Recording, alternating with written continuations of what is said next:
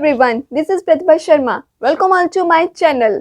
तो कल हमारे माइक्रो इकोनॉमिक्स की फर्स्ट क्लास थी, जिसने हमें कवर किया था इकोनॉमिक्स का मीनिंग, उसकी डेफिनेशंस, इसके अलावा central problem of an economy, what to produce, how to produce and for whom to produce.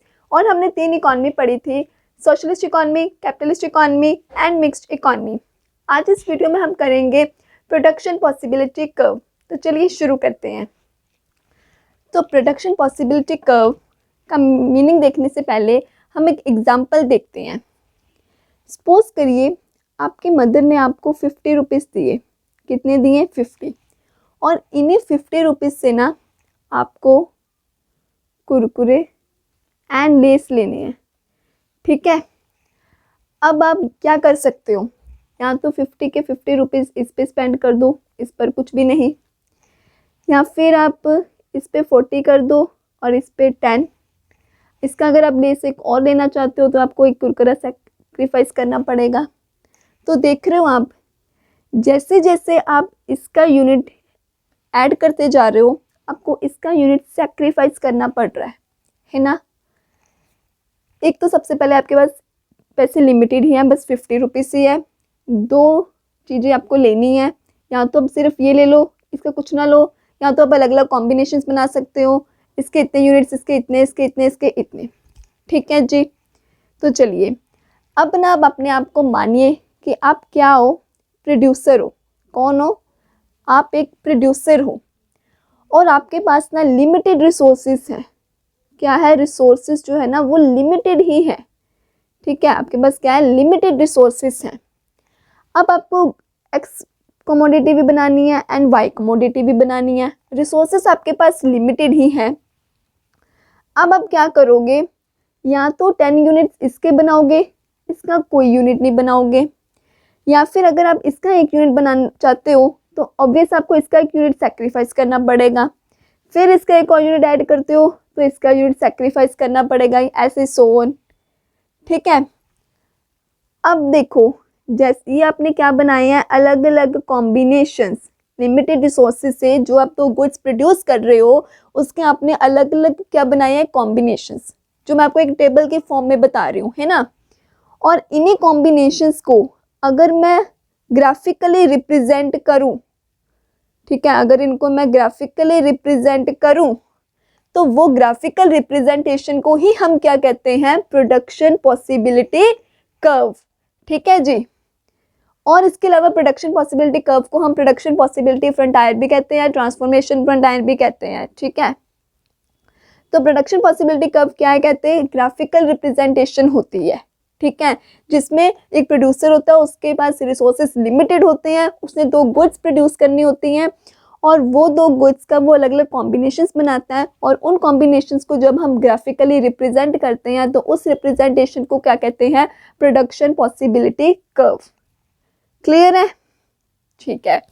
अब हम पढ़ते हैं इसकी अजम्पशंस। अजम्पशंस होती हैं मान्यताएं जो हमें माननी पड़ती है।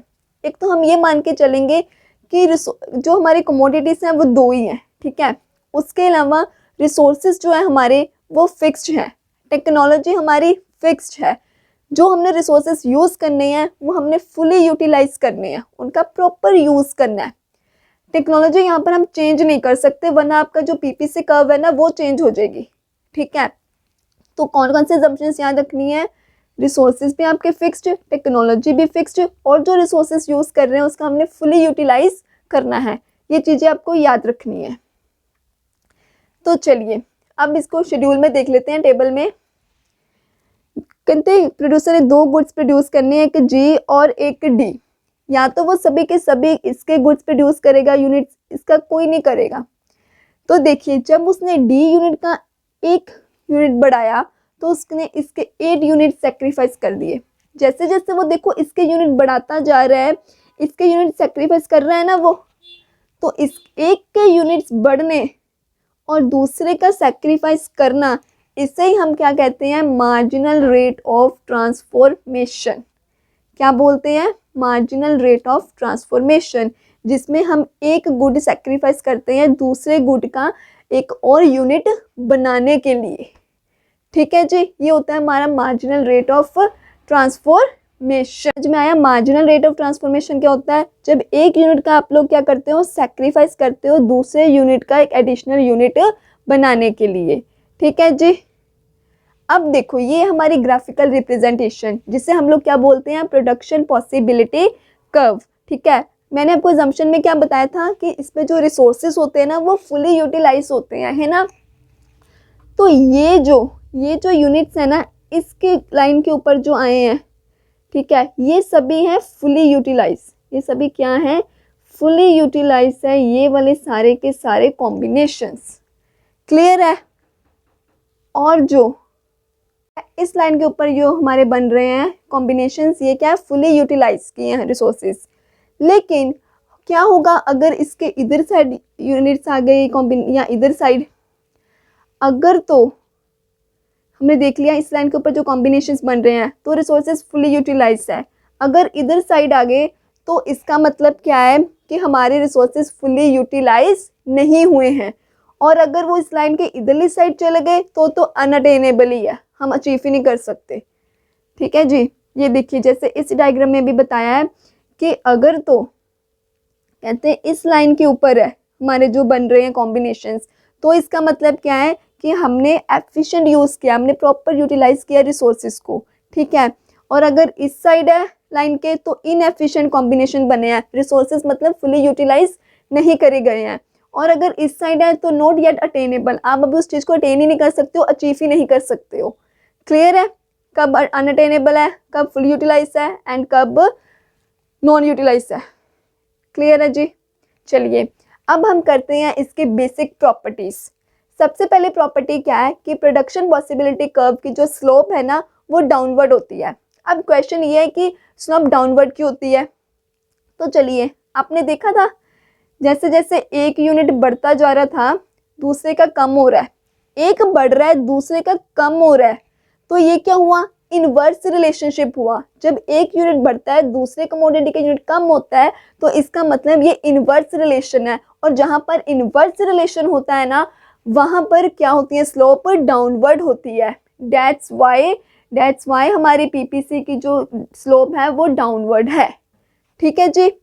नेक्स्ट क्या कहते हैं कि प्रोडक्शन पॉसिबिलिटी कर्व क्या है? Concave to the point of origin. अब ये कनकेव क्यों है? Because of MRT, marginal rate of transformation, या फिर मार्जिनल अपॉर्चुनिटी कॉस्ट MOC, या फिर MRT। अब ये मार्जिनल रेट ऑफ ट्रांसफॉर्मेशन आपने पढ़ा ही था, जहाँ पर एक गुड के यूनिट को आपको सेक्रीफाइस करना पड़ता है दूसरे गुड के एडिशनल यूनिट को प्रोड्यूस करने के लिए। सो दैट्स वाई ये क्या है? Concave to origin because of MRT। तो याद रखना इसकी स्लोप डाउनवर्ड क्यों होती है? बिकॉज इसमें इनवर्स रिलेशन होता है। अगर एक बढ़ता है दूसरा घटता है, दूसरा घटता है तो एक बढ़ता है। दैट्स वाई इनवर्स रिलेशन की वजह से इसकी स्लोप डाउनवर्ड है। और कनकेव क्यों है? क्योंकि MRT की वजह से। ठीक है जी। अब देख लेते हैं कि अगर हमारी अपॉर्चुनिटी कॉस्ट या फिर हमारी मार्जिनल रेट ऑफ ट्रांसफॉर्मेशन जो है ये इंक्रीज होती है या फिर डिक्रीज होती है, कांस्टेंट होती है, तब पीपीसी की शेप क्या होती है? जब हमारी अपॉर्चुनिटी कॉस्ट या फिर MRT इंक्रीज होती है तो याद रखना इसकी शेप कनकेव होगी। बेसिकली इसकी शेप कनकेव ही होती है। ठीक है। जब MRT या अपॉर्चुनिटी कॉस्ट डिक्रीज होगी तब इसकी shape convex to the origin होगी। और जब ये कांस्टेंट होगी तब ये क्या होगी? स्ट्रेट लाइन होगी। तो याद रखना इंक्रीज पे कनकेव, जब डिक्रीज होगी तो कन्वेक्स, एंड जब कांस्टेंट होगी तो स्ट्रेट लाइन। ठीक है, ये इसकी शेप्स याद रखना। अब हम देख लेते हैं शिफ्ट इन पीपीसी। और याद रखना पीपीसी शिफ्ट भी होती है और रोटेट भी होती है। ठीक है जी। आप ना अब मुझे बोलोगे कि मैंने बोला था कि रिसोर्सेज जो हैं वो फिक्स्ड होते हैं, टेक्नोलॉजी है जो फिक्स्ड होती है। फिर मैंने ये भी आपको बोला था कि अगर टेक्नोलॉजी और रिसोर्सेज चेंज हुए तो पीपीसी भी चेंज हो जाएगा। अब हम यही पढ़ने लगे हैं कि पीपीसी शिफ्ट कब होता है, राइट वर्ड और लेफ्ट वर्ड में। सबसे पहले तो हम शिफ्ट और रोटेशन में एक ये डिफरेंस याद रखना कि अगर तो हम यहाँ पर G और D गुड्स की बात कर रहे थे ना, अगर तो G और D ये दोनों के दोनों गुड्स के जो रिसोर्सेज हैं, जो टेक्नोलॉजी है वो चेंज हुई तो पीपीसी क्या करेगा? शिफ्ट करेगा। क्लियर है? याद रखना, अगर तो सिर्फ जी गुड की ही या फिर अकेले डी गुड की ही रिसोर्सेज और टेक्नोलॉजी में चेंज आई तो वो क्या करेगी, रोटेट करेगी पीपीसी। याद रखना, अगर तो दोनों गुड्स जी और डी दोनों गुड्स के रिसोर्सेज या टेक्नोलॉजी में चेंज आई तो शिफ्ट, अगर सिर्फ जी गुड के रिसोर्सेज और टेक्नोलॉजी में चेंज आई तो रोटेट, सिर्फ और सिर्फ डी गुड के रिसोर्सेज और टेक्नोलॉजी में चेंज आई तो भी रोटेशन होगी। ठीक है, इस बेसिक डिफरेंस को याद रखना। तो चलिए अब देखते हैं शिफ्ट कब करती है। तो देखो, मैंने आपको बताया था रिसोर्सेज तो टेक्नोलॉजी फिक्स होती है, लेकिन यहाँ पे रिसोर्सेज जो हैं वो इंक्रीज हो गए। रिसोर्सेज बढ़ गई मतलब प्रोडक्शन बढ़ गई, प्रोडक्शन बढ़ गई तो ये जो लाइन यहाँ थी ये राइटवर्ड शिफ्ट होगी। टेक्नोलॉजी हमारी इंप्रूव होगी, अपग्रेडेड हो गई तो ये क्या होगी, राइटवर्ड शिफ्ट होगी। दोनों रिसोर्सेज की शिफ्ट में दोनों रिसोर्सेज आएंगे, कमोडिटी एक्स एंड वाई, दोनों के रिसोर्सेज जो थे वो इंक्रीज हो गए, दोनों की टेक्नोलॉजी जो थी इम्प्रूव होगी, अपग्रेड होगी तो ये राइटवर्ड क्या हो गई, शिफ्ट होगी। अगर इन दोनों के दोनों कमोडिटीज की जो रिसोर्सेज हैं वो डिक्रीज हो गए, उनकी टेक्नोलॉजी डिग्रेडेशन होगी, पुरानी होगी, तब ये दोनों के जब जो ये लाइन है ये लेफ्टवर्ड शिफ्ट हो जाएगी। तो क्या समझा आपने, जब तो कहते दोनों के दोनों हमारे जो ये गुड्स हैं, पहले तो जब भी रिसोर्सेज फिक्स्ड थे, जो हमने अजम्पशन में पढ़ा था रिसोर्सेज फिक्स्ड है और टेक्नोलॉजी भी फिक्स्ड है, तब ये थी लाइन पीपीसी कर्व की। जैसे इन दोनों कमोडिटीज के रिसोर्सेज बढ़े, ठीक है, और टेक्नोलॉजी इंप्रूव हुई, ये क्या करगी, राइटवर्ड शिफ्ट करगी। जैसे इन दोनों कमोडिटीज के रिसोर्सेज डिक्रीज हुए, टेक्नोलॉजी पुरानी होगी, ये लेफ्टवर्ड शिफ्ट करगी पीपीसी। ठीक है जी। अब हम देख लेते हैं इसकी रोटेशन कैसे होती है। रोटेशन में सिर्फ एक ही कमोडिटी के ऊपर इम्पैक्ट पड़ा है। कैसे, ये देखिए, अभी सिर्फ और सिर्फ कमोडिटी एक्स के ऊपर फर्क पड़ा है। ठीक है, तो हम इसके बारे में देखेंगे एक्स एक्सिस पे। अब क्या हुआ, पीपीसी रोटेट होगी राइटवर्ड इधर को। क्यों, क्योंकि सिर्फ टेक्नोलॉजी एक्स के ही जो रिसोर्सेज जो टेक्नोलॉजी है वो इम्प्रूव हुई है। अगर तो इस साइड रोटेट होगी। ठीक है, अगर जो कमोडिटी एक्स, सिर्फ कमोडिटी एक्स, इसके जो रिसोर्सेज वो डिक्रीज हो गए, इसकी जो टेक्नोलॉजी है वो पुरानी होगी तो ये लेफ्टवर्ड शिफ्ट कर जाएगी। ये बात भी याद रखना, एक्स एक्सिस पे राइटवर्ड या फिर लेफ्टवर्ड।